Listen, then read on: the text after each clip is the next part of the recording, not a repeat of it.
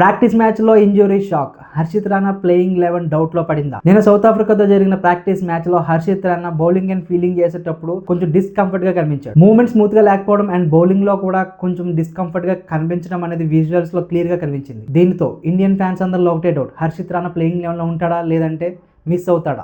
ఇప్పటి వరకు ఈ ఇష్యూపై బీసీసీఐ నుంచి ఎలాంటి అప్డేట్ రాలేదు. ఫైనల్ క్లారిటీ నెక్స్ట్ అప్డేట్ వచ్చాకే తెలుస్తుంది. ఇంకా లోవర్ ఆర్డర్ లో వచ్చే హర్షిత్ రాణా బ్యాట్స్మెన్స్ కి ఎంతో మంచి సపోర్ట్ ఇచ్చే అవకాశం ఉంది. అటు బౌలింగ్ తోను ఇటు బ్యాటింగ్ తోను బ్యాట్స్మెన్ మంచి సపోర్ట్ ఇచ్చి ఒకవేళ చేసింగ్ లో కానీ ఫస్ట్ బ్యాటింగ్ లో వికెట్స్ ఎర్లీగా పడినా సరే హర్షిత్ రాణా మంచి సపోర్ట్ ఇచ్చి ఇన్నింగ్స్ ముందు తీసుకెళ్లే అవకాశం ఉంది. హర్షిత్ రాణా కనుక ఇంజురీ కంప్లీట్ గా రికవర్ అవ్వకపోతే హర్షదీప్ ని తీసుకొని హర్షదీప్ తో ఓన్లీ అంటే బౌలింగ్ ఆప్షన్ తోనే, అంటే హర్షిత్ రాణా కంటే హర్షదీప్ బౌలింగే చాలా బాగుంటుంది అనిపించవచ్చు.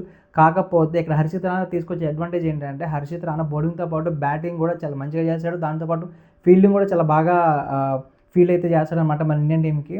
సో ఇలాంటి ఒక ఎక్స్ ఫ్యాక్టర్ ప్లేయర్, అంటే అన్ని త్రీ డైమెన్షన్స్లో మంచి ప్లేయర్గా ఉండే హర్షిత్ రాణా తీసుకుంటే టీంకి మంచి అడ్వాంటేజ్ అయ్యే ఛాన్స్ ఉంది. ఎక్కువగా రన్స్ ఇచ్చినప్పటికీ మంచి క్రూషియల్ టైంలో డెత్ ఓవర్స్ టైంలో మంచిగా వికెట్స్ లోవర్ రన్స్తో వికెట్స్ తీసుకొని టీమిండియాకి అంటే మంచిగా స్టార్ట్ అయితే ఇస్తాడనమాట హర్షిత్ రాణా. సో మీరేమనుకుంటున్నారు, హర్షిత్ రాణా ప్లేస్లో హర్షదీప్ ఆడించుకుంటే బెటరా, లేదంటే హర్షదీప్నే ఒకవేళ హర్షిత్ రాణా ఇంజూర్ కాకపోయినా సరే టీంలో పక్కన పెట్టి హర్షదీప్నే ప్లేయింగ్ లెవెన్లో ఛాన్స్ ఇచ్చే అవకాశం ఉంటుందా? కింద కామెంట్ చేయండి.